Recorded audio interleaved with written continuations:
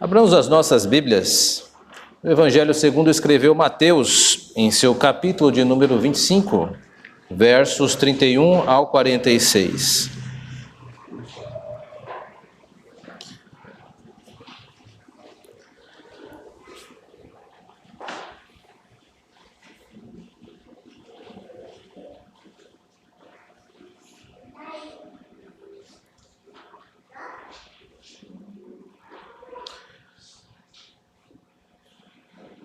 Diz assim a palavra do nosso Deus: Quando vier o Filho do Homem, na sua majestade, e todos os anjos com ele, então se assentará no trono da sua glória, e todas as nações serão reunidas em sua presença, e ele separará uns dos outros, como o pastor separa dos cabritos as ovelhas, e porá as ovelhas à sua direita, mas os cabritos à esquerda.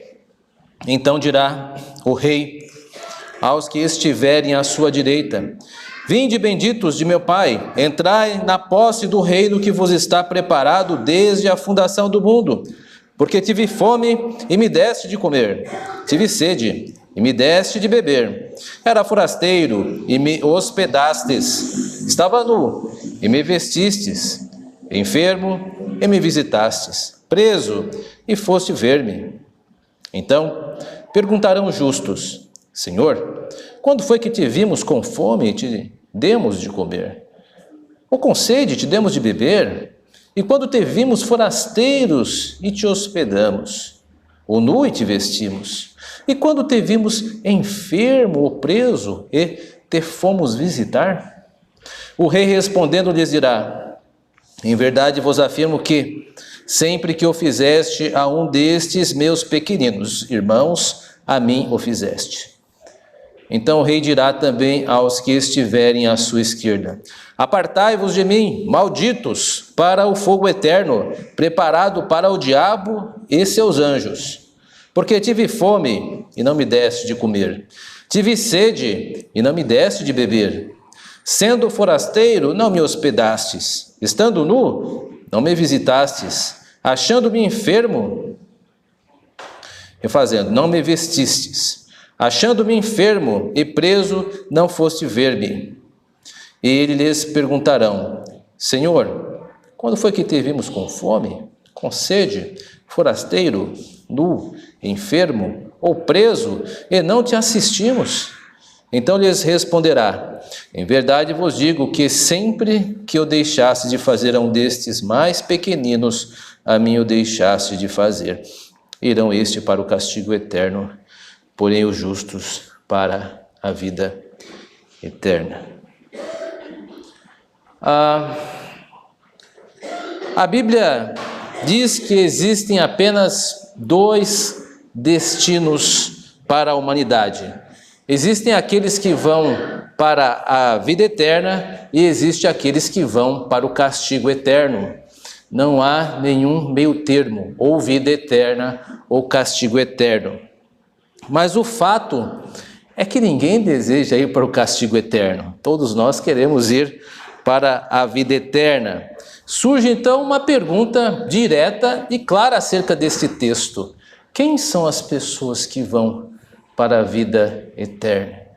E esse texto ele se propõe a responder isso. Mas para responder isso, ele começa dando-nos algumas informações sobre dois grupos que são apresentados aqui. Estes grupos têm vários nomes, eles vão se repetindo e o texto ele vai se sobrepondo. Como assim? Cada vez que você vai lendo uma linha do texto, ou vai chegar até o final da história, já tem algumas informações arroladas. Eu vou situá-los aí. São dois grupos. Primeiro, as ovelhas. Essas ovelhas estão à direita. Essas ovelhas são os benditos. Essas ovelhas são chamados justos e são chamados os súditos. Existe outro grupo, que são os cabritos, que eles estão à esquerda. São os malditos. São eles, quer dizer, não são chamados de justos nesse texto. E também não são considerados súditos. Portanto, existem dois grupos. É claro que esse texto está fazendo referência a um hábito pastoril que era comum no primeiro século, que se tratava do seguinte: durante o dia, os pastores deixavam os cabritos e as ovelhas juntas, pastando juntas. Mas à noite, quando chegava o frio, tinha que recolhê-las em lugares diferentes. Por quê? Porque a ovelha ela suporta o frio com mais facilidade por causa da densidade da sua lã. O cabrito não. O cabrito ele acaba ficando um do lado do outro para se aquecer no frio. E Jesus Cristo pega emprestado esta metáfora da vida comum e ilustra que o Senhor Deus irá fazer exatamente a mesma coisa com destinos eternos, entretanto, né? Colocará à sua direita que eu me refiro, é porque na Bíblia a direita está ligada àquilo que é correto, que é justo, né? E a esquerda é o lado mais fraco, né? Pelo menos biblicamente falando, né? Biblicamente falando, entendam bem, por favor. Então, precisamos entender esses dois grupos. Para saber quem é que vai entrar na vida eterna, nós precisamos saber quem são esses pequeninos, porque parece que a vida eterna está associada à maneira como esses grupos tratam os pequeninos. Eu vou reformular. O destino eterno das pessoas na terra está associado à maneira que lidam com esses pequeninos. Então, nós precisamos saber quem são esses pequeninos. Agora, a pergunta que não quer calar: quem são esses pequeninos? Você sabe quem são? Cuidado com a tua resposta, porque você perceba que destes dois grupos, ninguém sabia. Eles são pegos de surpresa. A humanidade está representada nestes dois grupos. Então, se você já afirma que sabe, quer dizer que você está se colocando mais sábio do que estas duas humanidades representadas. Então, cuidado com a tua resposta. Nós precisamos extrair deste texto a resposta antes de termos já um julgamento de quem esses pequeninos. O texto ele vai dar algumas indicativas, mas juntos nós vamos tentar entender quem são estes pequeninos. Portanto, a pregação de hoje, ela procura satisfazer estas duas perguntas. A primeira pergunta é: quem são as pessoas que vão para a vida eterna, que é o que nos interessa. E a segunda pergunta, que depende desta resposta para sabermos quem é que vai para a vida eterna, é: quem afinal de contas são os pequeninos? A humanidade representada não sabe. Vamos ver se descobrimos isso juntos essa noite. Quem são os pequeninos? Mas antes de a apresentação destes pequeninos, o texto ele faz dois considerandos sobre dois tipos de Jesus. Nós temos dois Jesus Cristos aqui. Nós temos um Jesus Cristo que está falando às pessoas no seu momento da fala, ele está dizendo, mas ele se refere a um outro Jesus Cristo do futuro, quando Jesus Cristo estará sentado no trono da glória. E aí, considerando esse nosso Senhor Jesus Cristo numa posição futurística, que ele diz que quando o Filho do Homem vier e quando se assentar no trono, isto é uma referência ao Jesus Cristo do futuro, a seu estado de glória, este Senhor Jesus Cristo, ele irá, como Filho do Homem, ele virá para estabelecer o juízo. Filho do Homem quer dizer que ele é alguém como nós, que ele é humano, ou seja, no trono há um representante da humanidade que irá julgar o mundo. Então, quando perguntarem quem é que irá presidir o juízo final, está claro nesse texto, que é o nosso Senhor Jesus Cristo, o Filho do Homem, um título muito usado pelo profeta Daniel, mas que no Evangelho de Mateus evidencia muito a sua humanidade. Ele irá assentar-se no trono, porque é no trono que é o grande símbolo de julgamento e de poder. Lembremos que nesta época antiga não existia separação de poderes como hoje nós conhecemos. Hoje nós conhecemos os poderes republicanos, poder executivo, poder legislativo e o poder judiciário. Naquela época não era assim, é uma época muito antiga, então o rei acumulava também a função de julgar as coisas. Bem de vista, nós podemos nos lembrar do rei Salomão. Lembre-se do rei Salomão, para que ele colocasse à prova a sabedoria que Deus havia lhe dado, é apresentado a ele, logo no início do seu reinado, que julgasse entre um caso de duas mulheres que disputavam o mesmo filho. Vocês conhecem essa história, está no livro de 1 Reis, não vou dar mais nenhum spoiler, você vai lá e leia e terá na íntegra como ele agiu naquele caso. Mas o que nos interessa é perceber que Jesus Cristo é o rei entronizado que irá julgar as nações que irão, colocando de um lado aqueles que vão para a vida eterna e colocando de um outro aqueles que vão para a perdição eterna. Este é o Jesus Cristo do futuro. Ele fará isto. É o que nós aguardamos. Mas há um outro Jesus Cristo aqui nesse texto que requer uma atenção redobrada. Por que redobrada? Porque é o Jesus Cristo do passado e que pega todos aqueles que vão falar com Jesus Cristo no futuro desprevenidos.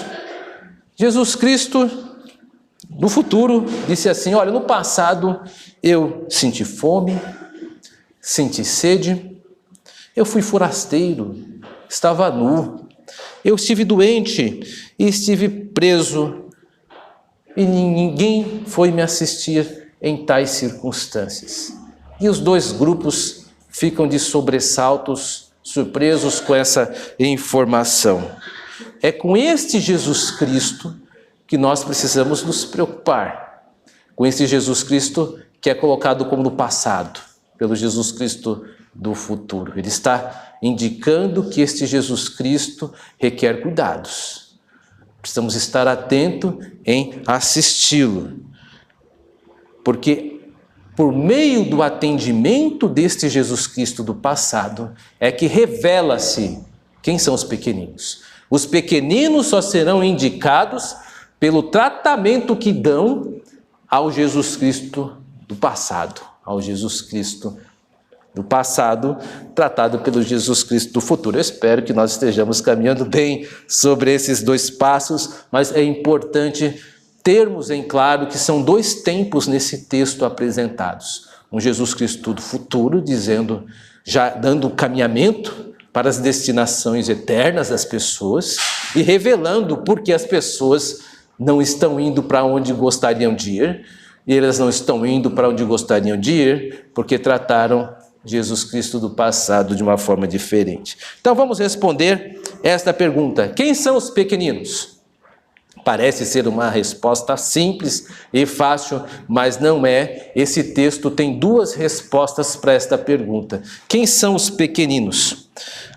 Primeiro, os pequeninos, de forma geral, são aqueles que estão enfrentando dificuldades. Você percebe que durante 4 vezes, um grupo de categorias foi dito, foi repetido. Durante 4 vezes. Na mesma ordem, na mesma sequência. Ou seja, se isto está sendo posto com este formato, com esta sequência, é porque o autor quer dizer alguma coisa com isto. Esse texto quer comunicar uma mensagem. Até agora, nós podemos não estar familiarizados exatamente que mensagem esse texto quer nos dizer. Mas se ele está repetindo uma mesma fórmula 4 vezes, alguma coisa tem nestes itens que nós devemos nos debruçar um pouco mais. Releio, aliás, as categorias que são repetidas por 4 vezes. A fome, a sede, o estrangeirismo, o desterramento, a ideia de ser forasteiro, a nudez, as doenças e a prisão. O atendimento às pessoas com essas categorias é que são um emblema de quem são os pequeninos. Por enquanto, vamos ficar com esta resposta. Os pequeninos são aqueles que possuem esta categoria, essas 6 categorias, eles estão sofrendo desta natureza. Agora eu preciso fazer uma pergunta para você. Vamos levantar aqui uma hipótese. Será que esses pequeninos, então, são quaisquer pessoas que enfrentam essas 6 categorias? Pense comigo. Fome. Quer dizer que basta passar fome para que você seja um pequenino? Sede. Basta você ter muita sede para ser um pequenino? E estrangeiro, basta você ser um forasteiro em outro lugar, então você pode se autoconsiderar um pequenino? Nudez, basta estar nu que você deve ser considerado um pequenino? Por nudez aqui, o texto está entendendo fragilidade, não está se referindo ao fato de estarmos despidos, estarmos sem roupa, porque eu acredito que todos nós, como bons brasileiros, nós tomamos banho todos os dias, então vamos ter a nudez pelo menos uma vez por dia. Estaremos despidos e despidas, mas não é esse tipo de nudez que a Bíblia está dizendo, é uma nudez de fragilidade, pelo contexto. Nu quer dizer que é alguém que não tem condições de ter a sua própria roupa, de estar vestido. Essa era a situação. Doenças, né? Basta lembrar que só estar doente seria possível sermos considerados um pequenino. E preso, quer dizer que todo presidiário e toda presidiária, só por estar preso, só por estar presa, ela deve ser considerada uma pequenina? Quer dizer, uma pessoa que cometeu um homicídio triplamente qualificado, ela está presa lá, então é uma pequenina? Ela pode chamar para si este título? Eu sou uma pequenina, eu estou presa aqui. Mesmo tendo cometido um assassinato triplicamente qualificado. Não responda ainda. Mas eu quero dizer que existe um grupo de pessoas que diz que sim. Que acha que só por alguém ter algumas dessas categorias deve ser considerada pequenina. Existem grupos que dizem isso. São pessoas que procuram ajudar os pobres. E veem nos pobres pessoas que estão passando fome, sede, nudez. Faz sentido, não é mesmo? Geralmente quem é pobre, essa pessoa passará fome. Basta você fazer uma passagem na Praça da Sé em São Paulo e você encontrará muita gente que está passando fome ou que está com sede e desprotegido ou desprotegida. Você irá encontrar pessoas desfavorecidas na Sé, embora na Praça da Sé faça-se justiça, existem grupos que estão trabalhando para ajudar as pessoas que estão lá. Mas, por causa desta leitura, de que basta ser pobre para ser pequenino, 2 ações geralmente são cometidas que não tem nada a ver com esse texto, mas que muita gente usa esse texto para justificar. E eu não posso ignorar isso, meus irmãos, porque vez por outra nós trombamos com esta ideia, um conceito errado de pequeninos.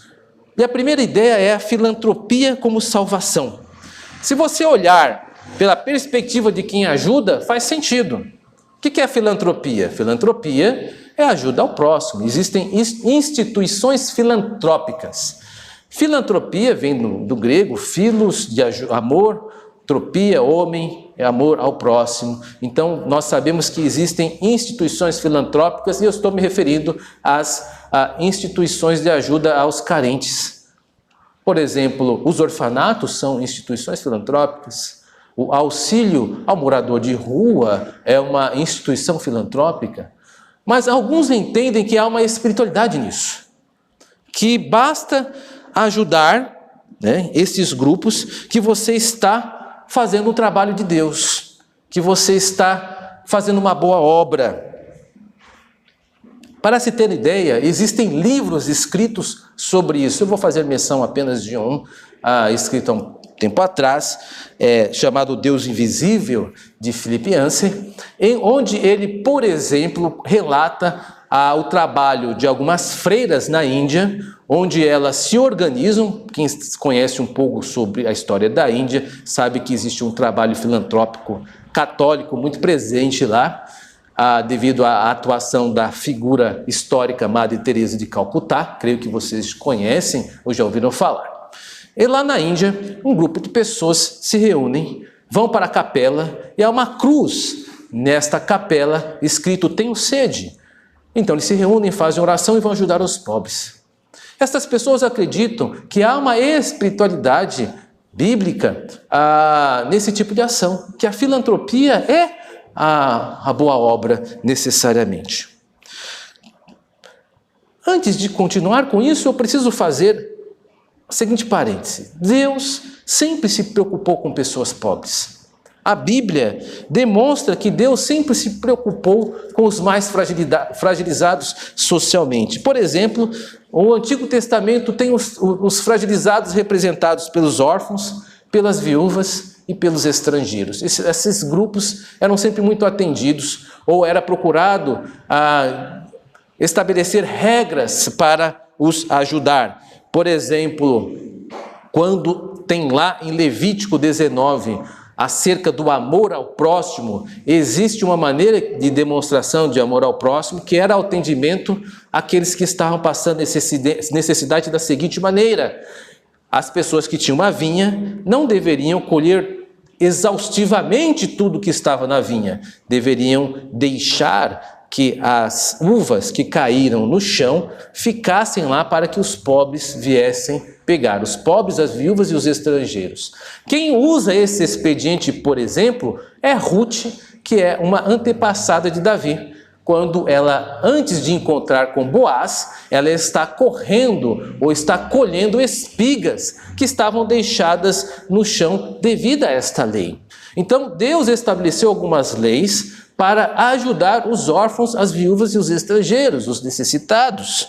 Deus sempre se preocupou com a situação de necessidade do seu povo. Ele fez duas instituições maravilhosas. Primeiro, a instituição do ano sabático, que era o quê? Se caso nós fôssemos israelitas, naquela época da lei, ficássemos mais pobres do que estamos e precisássemos nos vender como escravos para algum companheiro israelita, nós poderíamos trabalhar durante 6 anos para esta pessoa e ao 7º ano essa pessoa nos dispensaria com uma boa mesada para que nós reiniciássemos a vida. Estava na lei.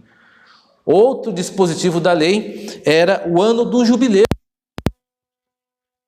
De 40 anos, supomos que eu esteja numa crise terrível, eu recebi o terreno dos meus antepassados e eu preciso vender esse terreno para sobreviver. Eu podia vendê-lo, mas esse terreno deveria ser devolvido para mim ou para os meus descendentes depois de 50 anos. Passados 49 anos, no 50º ano, deveria ser restituído o meu terreno. Assim, a rigor falando, os israelitas nunca vendiam terreno, eles, um tanto quanto alugavam esse terreno até o ano jubileu. Deveria ser assim.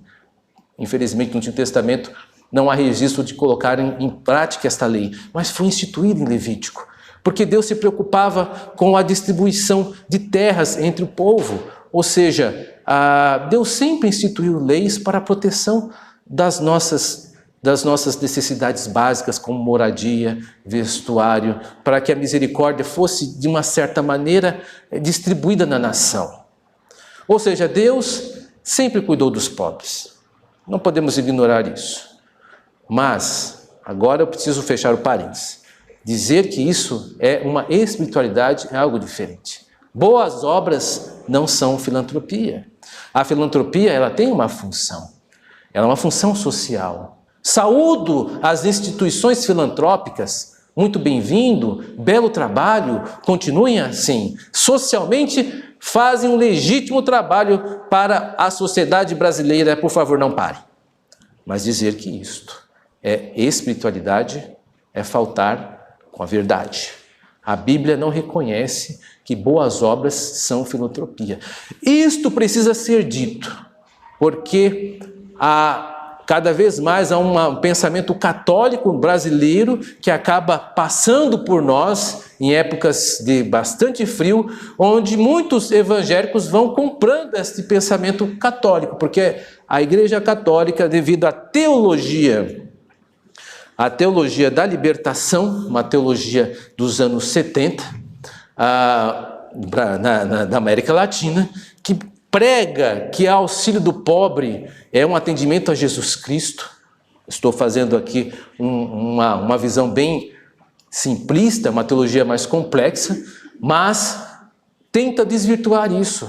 E nós, como presbiterianos, descendentes do protestantismo, não podemos ter nenhum tipo de proximidade com esse pensamento. Portanto, é preciso dizer que filantropia não é boa obra. Filantropia não salva. Não é porque você vai dar comida ao mendigo ou vai ajudar uma pessoa pobre que isto irá fazer de você uma pessoa necessariamente salva. Isso não são boas obras, isso são atitudes filantrópicas. É uma atitude de amor àquele que está passando necessidade? Sim, devemos fazer. Devemos alimentar quem tem fome, dar de beber quem tem sede, ainda que for nossos inimigos. Mas isso não constitui elemento da minha salvação, não é a boa obra. A boa obra que a Bíblia diz são minhas boas obras direcionadas a Cristo. Tudo aquilo que envolve a pregação do Evangelho é uma boa obra.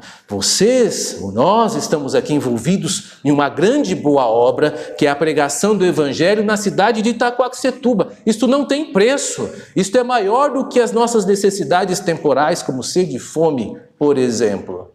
Por isso, é bom que se diga que filantropia não salva. Ajudem, participem de obras de instituições filantrópicas para ajudar um ao outro, que sejam idôneas. Acho que isto faz bem, sim, e devemos, como cristãos e cristãs, até atuar mesmo nessas áreas, dando exemplo. Mas dizer que isso nos conduz à salvação, ou que agrega ao Evangelho de Cristo, é estar incorrendo em erro. E nós não podemos cair nesta ilusão. Muito cuidado, porque tem muitos grupos aí dizendo que filantropia acrescenta a salvação. Não é verdade. A salvação está no Evangelho e no Evangelho somente. Não confundamos filantropia com boas obras. E um outro segmento é o assistencialismo. Agora, olhando para aquele que recebe, né? Porque nós olhamos para aquele que dá. Olhando para a perspectiva do ajudado, existem pessoas que passam por situações difíceis e ninguém nega que a situação difícil, de pobreza, é uma situação inconveniente que nós devemos ajudar quando podemos. Mas uma coisa é aceitar uma atitude assistencialista de qualquer maneira. Existem pessoas que simplesmente utilizam da sua situação de pobreza para tirar vantagem, irmãos e irmãs. Existem pessoas que não querem sair do estado de miséria para agregar a si mesmo progresso, porque encontraram no ambiente de miséria algo a ser explorado. Eu não estou generalizando todos, mas que há pessoas que se utilizam do seu estado de necessidade para tirar vantagem dos outros. Infelizmente, isso tem. Podemos dar inúmeros exemplos. Por exemplo, existem comitivas que vão invadindo terras e que não há pobreza nelas, mas são pessoas que agenciam outras para pegar terras para si, fazerem grandes comitivas, dizendo que estão passando necessidade e invadindo terras. Por exemplo, então toda invasão de terra assim, não estou generalizando, mas que existem grupos organizados para tirar proveito de uma situação alardeadas por eles de necessidade, tem. Então não podemos ser ingênuos. Por que eu estou dizendo isso? Porque algumas pessoas que são pobres procuram que estão nessa situação, em vez de progredirem com as oportunidades que Deus lhe dá e concede, elas se situalizam nisso e querem nos fazer refém da sua condição. Por exemplo, eu acredito que todo mundo já deve ter pegado o trem do Aracaré ao centro de São Paulo, ao Brás, e vez por outra você deve ter esbarrado em um pedinte, 1 ou 2 ou 3 em cada vagão. É uma situação muito triste e calamitosa, infelizmente. Mas não poucas vezes o discurso gira em torno da obrigatoriedade do esmolar. Eu sou pobre, você tem que me dar esmola, porque senão você não é uma pessoa boa. Porque as pessoas boas dão esmola. Irmãos e irmãs, isto é regimentar um discurso arbitrário para impor sobre nós uma posição que nós não temos. Ou seja, de controlar a vida das pessoas. É um discurso onde algumas pessoas fazem de outras reféns da sua situação também. Ou seja, vão nos julgar e a fita métrica será a satisfação da sua necessidade. Se você me ajuda, você é um bom cristão, você é uma boa cristã, Deus te abençoe. Se você não me ajuda, é porque você não é uma boa cristã, não é uma boa cristã, não é um bom cristão. Esses são discursos assistencialistas que visam tornar-nos refém de uma situação e não é compatível com a posição de mendigância. Aquele que mendiga não é do espírito da mendigância impor sobre quem pede como vai dar. A tua misericórdia é tua misericórdia. E sabe de uma coisa, Deus irá cobrar de cada um de nós como exercitamos a misericórdia. Isso faz parte da nossa ação. Nós precisamos tomar cuidado e ver como estamos distribuindo a nossa misericórdia. Nós seremos cobrados por isso. O que eu entendo por distribuição de misericórdia? Não sou contra esmolar. Por quê? Uma coisa muito simples. Jesus Cristo esmolava. Portanto, esmolem. Se alguém pediu e você tem, dê de acordo com as suas forças. Isso é cristão, isso é genuíno, é aquilo que Cristo fazia. Por exemplo, quando Jesus Cristo, antes de ser traído, quando Judas foi-se para trair a Cristo, alguns pensavam que Judas ia fazer o quê? Dar esmolas, porque era costume. Então, não há nenhum problema em esmolar e nós precisamos ser mais generosos. Isso é uma coisa. Mas, isto é uma decisão particular. O governo, as instituições ferroviárias, não tem como impor para nós como vamos regularizar a nossa misericórdia. Não deem esmola para X, Y, Z, procure uma situação filantrópica. Não, eu vou dar se eu quiser, porque é uma ação minha, a misericórdia é minha, não é do Estado e nem tampouco de qualquer instituição ferroviária. E acho que vocês estão lembrando de algumas mensagens que nós ouvimos. Eu vou ser responsável pela minha generosidade ou pela minha omissão. Vou ser julgado em relação a esses atos. Não vou terceirizar. Da mesma maneira, não vou me sentir emparedado a esmolar conforme a reivindicação do esmolante. Não faz sentido. Mas isso precisa ser dito, porque cada vez mais há um vitimismo em nossa sociedade, onde as pessoas tentam nos fazer culpados por não darmos aquilo que elas querem no momento que elas querem. Irmãos e irmãs, isto não é correto, isso é deixar-nos nos tornar reféns de uma situação. Nós precisamos dar e ser generosos de maneira consciente e madura, adulta. Se você pode esmolar e dar ou beneficiar alguém, o faça. Com maturidade cristã, com liberdade de consciência. Não permita ser empurrado pela filantropia ou pelo assistencialismo. Mas você é responsável. Isto é mais difícil. É mais fácil terceirizar. É mais fácil me deixar levar pelo discurso daquele que pede, do que eu assumir a minha autonomia e dizer, não, eu não vou dar. Você poderia ajudar a instituição X? Hoje não, eu já ajudo bastante na minha igreja, distribuindo cestas básicas, cooperando com outras cidades, fica para uma outra ocasião. E se você que tiver necessidade, vem à nossa igreja. Nós temos um prazer de poder ajudá-lo na medida que nós pudermos fazer. Essa atitude cristã consciente, não nos deixando ficar reféns. Então, muito cuidado, meus irmãos, com esses dois posicionamentos errados, o assistencialismo e a filantropia. Disfarçam-se de espiritualidades e não são necessariamente espiritualidades. São ações sociais que podemos fazer. E isto nos basta. Devemos, como cristão, ajudar. Isso não estou dizendo que não devemos fazer, devemos fazer.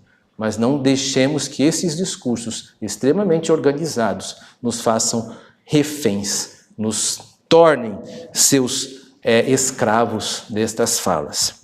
Agora, já que nós vimos que a primeira pergunta a pergunta é, os pequeninos quem são? São qualquer pessoas que experimentam essas categorias? Não. Então não é qualquer pessoa que passa fome que é pequeno, não é qualquer pessoa que passa sede, não é qualquer pessoa que está fragilizada socialmente, não é isso, porque isso vai gerar ou filantropia ou assistencialismo. Agora nós precisamos responder, bom, então quem são esses pequeninos? Aí nós vamos dar um passo a mais para essa segunda resposta, que diz assim, os pequeninos são os discípulos e discípulas de Jesus. Veja no versículo de número 40. Está dito pelo nosso Senhor Jesus Cristo: em verdade vos afirmo que sempre que o fizeste a um desses pequeninos irmãos, a mim o fizestes. Aqui está a resposta do nosso texto. Aquelas categorias são contempladas: quem passa fome, sede, nudez, estrangeirismo, preso e doente, mas associadas ao discipulado de Jesus Cristo. Quem são os pequeninos neste texto? São os discípulos e discípulas de Cristo que estão sofrendo estas coisas. Isto faz sentido com o Evangelho de Mateus. Primeiro, porque Jesus já havia dito isso. Lembre-se que quando Maria e seus irmãos, os seus filhos, os seus outros filhos queriam ver Jesus Cristo e achavam que poderiam ter mais acessibilidade ao Senhor, dizendo àqueles que estavam próximos, que era a mãe e os irmãos que queriam ver Jesus, iam ter facilidade de trânsito ali, o que Jesus Cristo responde quando alguém diz assim: mestre, a sua mãe e seus irmãos querem vê-lo? Jesus responde: quem são minhas mães? Quem é minha mãe e quem são meus irmãos e irmãs? Qualquer que faz a vontade de meu Pai celeste são minha mãe e meus irmãos. Os pequeninos são os cristãos e as cristãs que sofrem por causa do Evangelho. Uma outra questão: os pequeninos são os cristãos que sofrem? Somente isto? Não necessariamente. Nós cristãos sofremos. Nós sofremos por causa dos nossos pecados. Nós plantamos, vamos colher. Nós sofremos por causa da nossa rebeldia. E nós sofremos por causa do pecado dos outros. As pessoas pecam contra nós. Nós sofremos também porque estamos dentro de um mundo caído, um mundo pecaminoso. Então nós sofremos de várias formas. Nós sofremos de diversas maneiras. O sofrimento não demonstra que nós somos os pequeninos. Os pequeninos são pessoas que estão sofrendo, mas que estão sofrendo por causa do Evangelho. Então, precisamos nos lembrar que o fato de os pequeninos de serem aqueles que sofrem por causa de Cristo, não quer dizer que eu posso pegar da Bíblia esse título e colar em mim de forma gratuita e arbitrária. Não. Eu posso ser um cristão e não estar classificado dentro desses pequeninos. Porque nem tudo aquilo que a Bíblia diz automaticamente diz respeito a mim e a você. Vou dar um exemplo. Por exemplo, quando Jesus Cristo diz lá em Mateus, no seu capítulo 28, verso 18 em diante: ide, portanto, pregai o Evangelho, ide, portanto, fazer discípulos em todas as nações, batizando em nome do Pai, do Filho e do Espírito Santo. Pergunta: todos vocês, todos nós devemos batizar as pessoas? Jesus Cristo deu isso para cada discípulo e discípula? Não. Porque no livro de Atos nós vemos que apenas algumas pessoas batizam outras. E geralmente são os discípulos, são os apóstolos. Geralmente são os apóstolos que estão batizando. Então a comunidade cristã não entendeu que isso era para todos no primeiro século. Então existem alguns termos na Bíblia que não necessariamente se aplicam a mim, ou se aplicam a você, ou algumas categorias e funções que se aplicam a mim, aplicam a você. Precisamos entender esse texto. Esse texto está nesses casos. Não é todo cristão que sofre que é o pequenino ou a pequenina. Eu estou sofrendo porque o meu inquilino, a qual aluguei a casa, não quer me pagar. Dá 3 meses de aluguel atrasado e não me paga.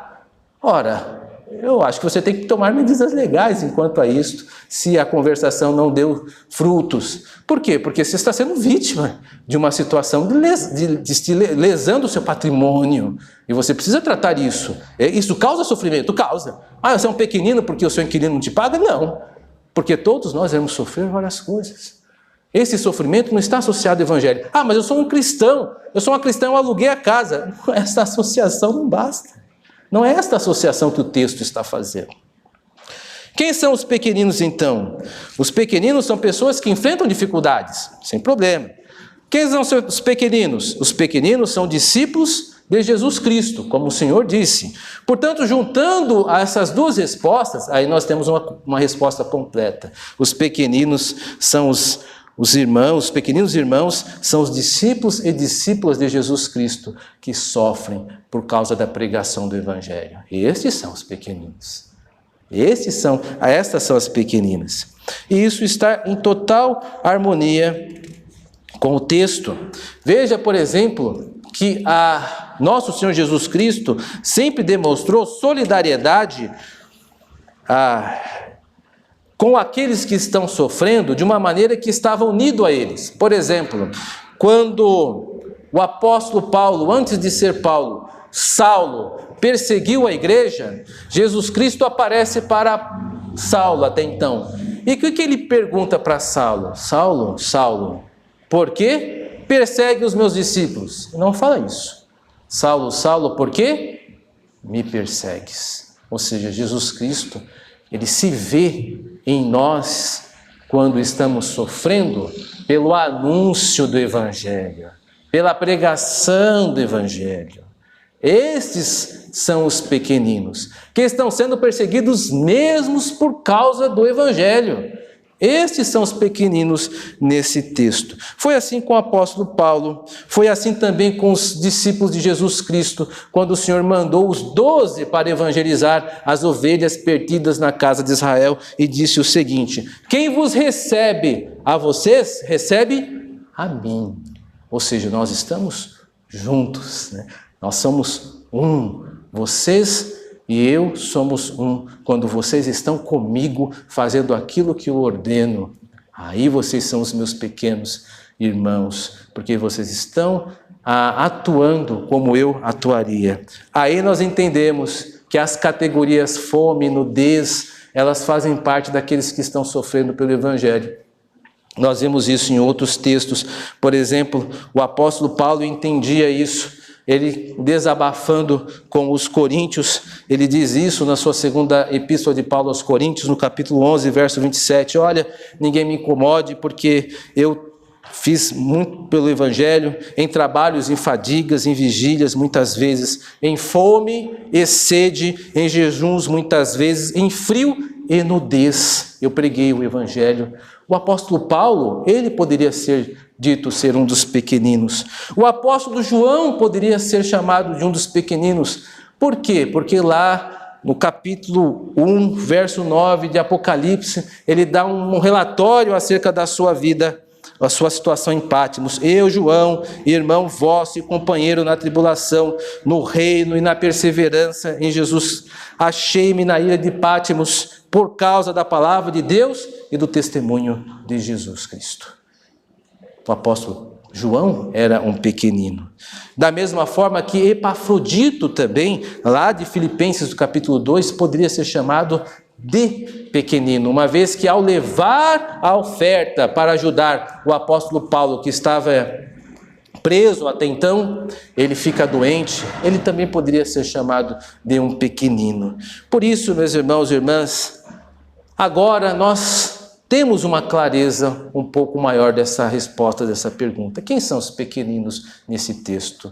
Os pequeninos são aqueles que sofrem aquelas categorias que eram repetitivas na vida daqueles discípulos do primeiro século. Fome, sede, nudez, estrangeirismo, pessoas que dedicaram a sua vida no Evangelho, pessoas que eram cristãos e que estavam sofrendo isto. Estes são os pequeninos desse texto.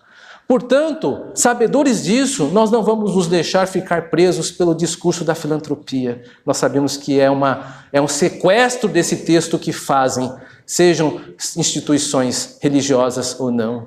Eu não vou também ser vítima do assistencialismo de alguns que querem abusar das suas condições, porque eu sei que eles não são os pequeninos. Ser pobre não qualifica ninguém para ser pequenino, porque quem é que representa a igreja de Jesus Cristo? Nunca foram os pobres, mas são os membros, corpo de Cristo, a igreja que representa Jesus Cristo, e não os pobres. É ela que é dada o título de representante de Jesus Cristo, não são os pobres. Por isso, meus irmãos e irmãs, podemos agora responder a pergunta com mais tranquilidade, que é a pergunta inicial. Quais são as pessoas que vão para a vida eterna? A resposta é simples, são os pequenos irmãos, são aqueles que auxiliam os pequenos irmãos, que têm solidariedade, porque também são seus irmãos.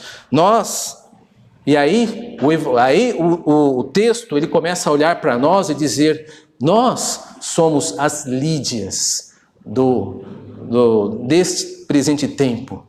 Por que Lídia? Porque Lídia, quando encontrou Paulo pregando o evangelho juntamente com Silas lá em Filipos, eles não tinham teto para se abrigar, não tinham condições de ficar, e ela os constrange a ficar juntamente com ela na sua casa, com a sua família.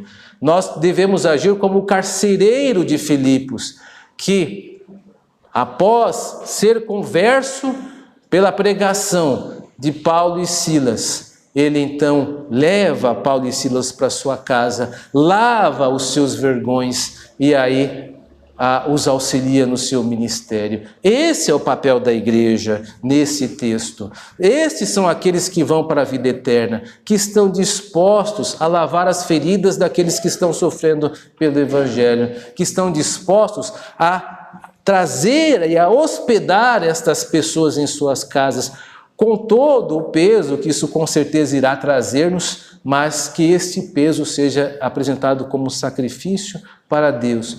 E estes são aqueles que terão acesso à vida eterna, aqueles que são solidários com os pequenos irmãos, porque se veem representadas nestes pequenos irmãos. Portanto, meus irmãos e irmãs, estejamos claros com esse texto. A melhor aplicação de uma mensagem bíblica é a sua explicação e a sua interpretação. Vocês estão agora de posse da interpretação deste texto, da explicação deste texto doada nesta pregação. Não podem mais dizer-se inconscientes ou ignorantes sobre esta situação quando se encontrarem com outros setores da sociedade que vão tentar nos assediar de diversas formas. Você, como cristão e cristã, tenha clareza agora que os verdadeiros pequeninos são aqueles que são discípulos e discípulas de Cristo, que sofrem por evangelho e que nós, quanto igreja, devemos assisti-los no seu trabalho eficaz. Por isso, voltando no início desse sermão, quando eu disse, ninguém deseja ir para o castigo eterno, ninguém mesmo quer ir para o castigo eterno, mas para não irmos, precisamos nos preocupar com o futuro. A Bíblia não descarta a preocupação do futuro. Jesus Cristo, no futuro, está lá, já mandando as pessoas para suas destinações. Mas a melhor forma de nós nos preocuparmos com o futuro é olharmos para o Jesus Cristo que está conosco em nossa terra. Nesse momento, Jesus Cristo está aqui, corporificado na nossa presente era. Onde Ele está? Quem é Jesus Cristo? São aqueles que estão sofrendo pela pregação do Evangelho. Como você tem tratado a este Jesus Cristo? Veja, a humanidade, nos seus dois grupos, foi pega de surpresa. Será que você também não será pego? Não será pega de surpresa? Considera-se mais sábio que esses dois grupos pegos de surpresa por Cristo. Eu acho que é melhor nós revermos como estamos tratando Jesus Cristo do presente, para que no futuro o Senhor não venha rejeitar-nos por negligência a Ele. Que Deus nos abençoe. Amém.